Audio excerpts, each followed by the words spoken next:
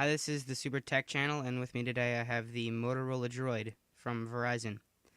Upon looking at this phone, my first impression of it was it looks really advanced. I know I don't say that about a lot of devices that we're faced with today, but it looks really futuristic, and it looks nice. That would be one of my first impressions about the phone. Second impression, it reminds me a lot of the iPhone because of the placement of the headphone jack and the lock key and stuff like that. It's got the whole slide to unlock thing, just like the iPhone OS. But other than that, it runs Android and Android OS, which, as you can see, it's really nice. It fast scrolling, multiple home pages, really cool. It's not actually my phone, so I haven't really been using it that much, but yeah. The slide out QWERTY keyboard's really big. Even though I don't, it could have been a lot bigger if they had gotten rid of this D-pad thing, which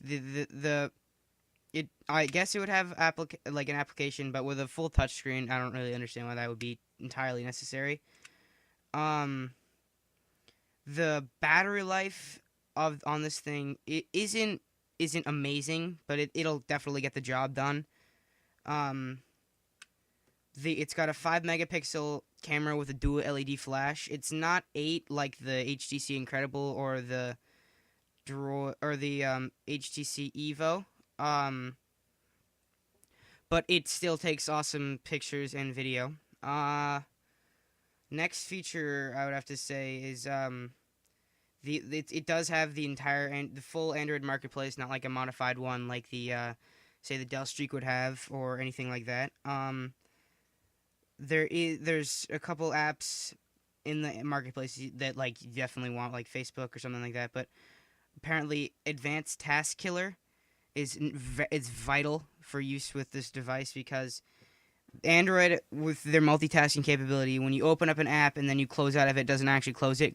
It runs it in the background, so you don't have to reopen it or have to close other apps to get to it.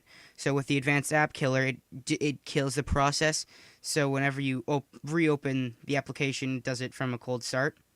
Back to features, it's got the camera button on the side, as well as a volume rocker. The camera on the back, or the camera button on the side, the camera on the back. The Motorola Droid logo. It's got a lock key right there, as well as a 3.5mm headphone jack. It's got the proprietary, or not proprietary anymore actually. It's got the Motorola USB port on the side, which you can use with a lot of devices. The device, I would, if comparing it to an iPhone, it stacks up pretty nicely.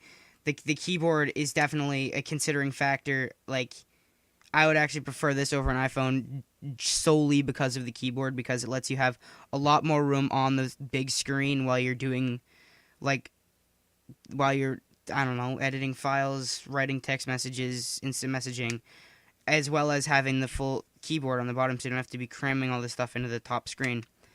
Thank you for watching. Thumbs up, comment, and subscribe.